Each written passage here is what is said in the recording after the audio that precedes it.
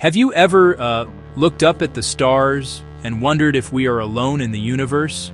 For thousands of years, humanity has told stories about powerful beings who came down from the heavens. They built incredible structures. They gave us knowledge. They ruled over us like gods. But is it possible that these were not gods at all? Could they have been something else? Something not from our world? This is a question that fascinates me and drives me to explore the ancient world for answers. The evidence, I believe, is everywhere, hidden in plain sight, waiting for us to see it with new eyes. The ancient Sumerians, who lived over 6,000 years ago in what is now Iraq, wrote about a group of powerful gods they called the Anunnaki. Their name means those who from heaven to earth came. Think about that for a moment.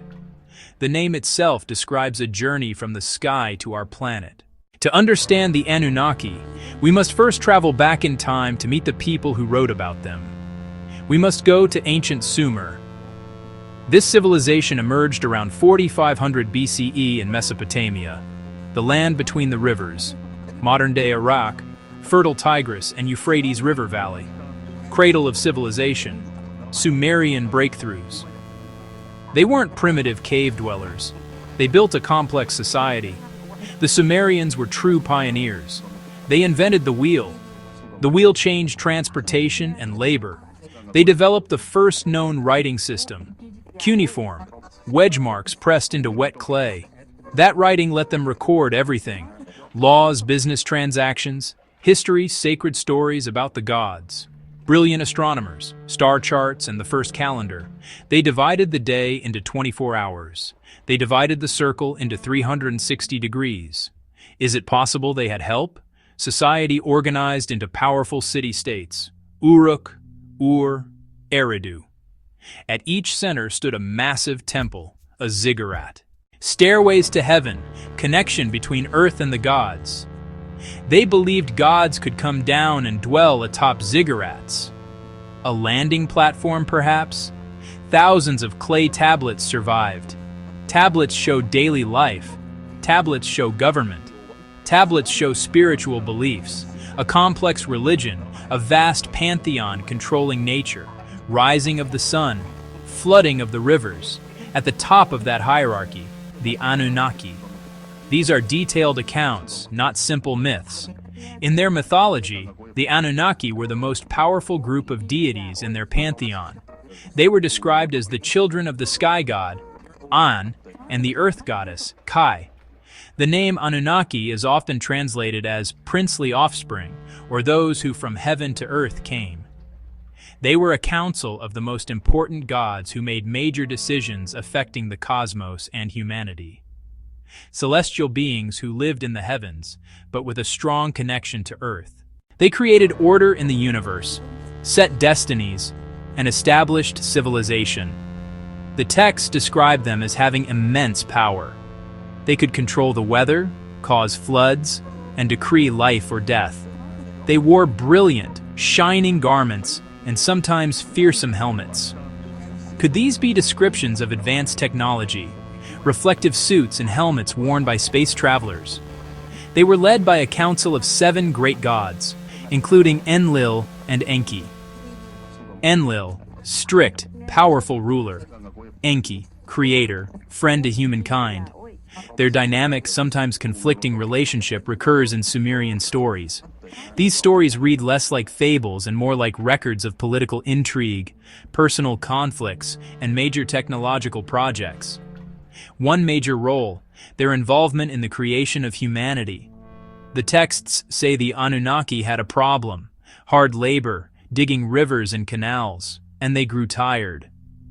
Enki proposed a solution: create a primitive worker, a slave race, to do the work. This being was called the Lulu, the first human. This isn't just a myth. It is described like a genetic engineering project. Is this mythology, or a distorted memory of a real event? The truth is out there, and we must find it. We must examine the evidence, texts, artifacts, and interpretations from both sides. The traditional view is that the Anunnaki were simply mythological gods created by the Sumerians to explain the world around them. But in the 20th century, a radical new idea was proposed: the ancient astronaut theory. This theory suggests that the stories of the Anunnaki are not myths at all, but historical records of extraterrestrial visitors. It re-examines texts and artifacts through a modern technological lens. It asks, what if our ancestors were not describing gods, but astronauts? The theory was popularized by authors like Zecharia Sitchin, who claimed hidden history in the tablets. According to Sitchin, the Anunnaki came from a planet called Nibiru, with a long elliptical orbit of 3,600 years. Their atmosphere was failing. They needed gold to repair it.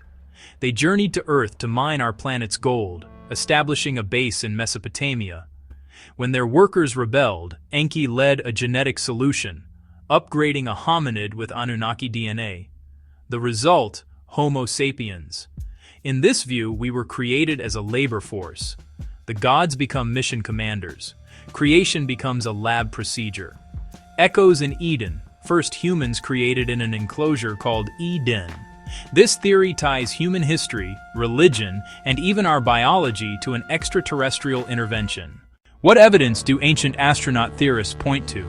They cite literal readings of tablets describing sky chambers and celestial boats. They reference loud noises, fire, and shaking ground when these objects landed and took off. They emphasize the Anunnaki as teachers, writing, law, agriculture, astronomy, knowledge called the Me, divine decrees or universal laws. How else did the Sumerians leap so fast? Some seals seem to depict the solar system, even an extra planet beyond Pluto, Nibiru. Other carvings show helmets, wristwatches, and handheld tools. They cite the Baghdad battery as evidence of ancient electricity, tech passed down from the Anunnaki. They argue the creation story reads like genetic engineering and artificial insemination. They suggest our so-called junk DNA could be dormant Anunnaki code. Mainstream historians, archaeologists, and linguists treat these as myth and literature, not literal history. They argue ancient astronaut readings rely on inaccuracies. Anunnaki means princely offspring linked to An, not those who from heaven to earth came. Terms like sky chamber or rocket ship likely refer to temples, shrines, or divine radiance. No astronomical evidence supports Nibiru. Common seals may depict the Pleiades. Let us look closely at the creation of humans in Atrahasis. The lesser gods, the Igigi, did the hard work, digging canals, maintaining rivers, until they rebelled. They burned their tools and surrounded Enlil's temple, demanding relief. A crisis for the Anunnaki.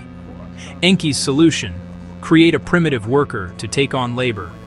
Mix clay of the earth with flesh and blood of a slain god. 14 birth goddesses as surrogates. After 10 months, the first humans are born. Ancient astronaut theorists see genetic engineering. Scholars see metaphor. Earthly clay and divine spark, our dual nature. The Igigi rebellion explains why humans must work and suffer, a burden passed down. For scholars, Atrahasis explores the human condition, not lab protocols. The Great Flood appears in Gilgamesh, predating the biblical account.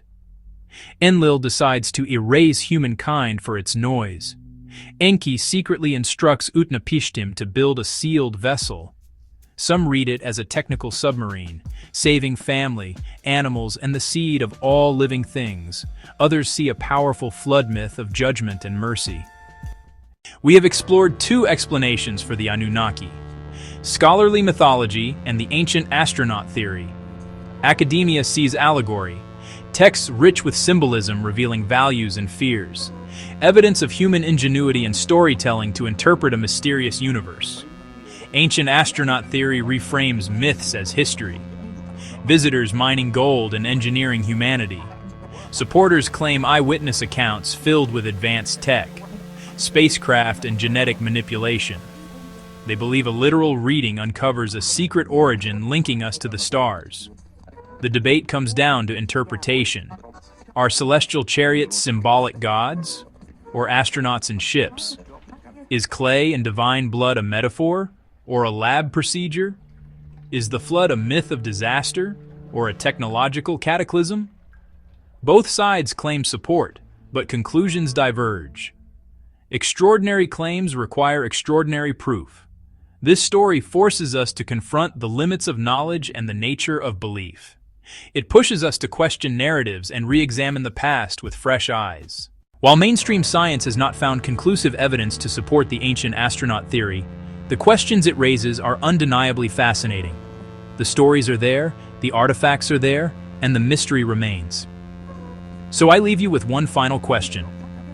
As we continue to explore our own planet and look to the stars, is it possible that the greatest discovery we will ever make is not what lies ahead, but what is hidden in our own ancient past? The truth is out there, and we must find it. Were the Anunnaki gods of myth or visitors from the stars? The search continues.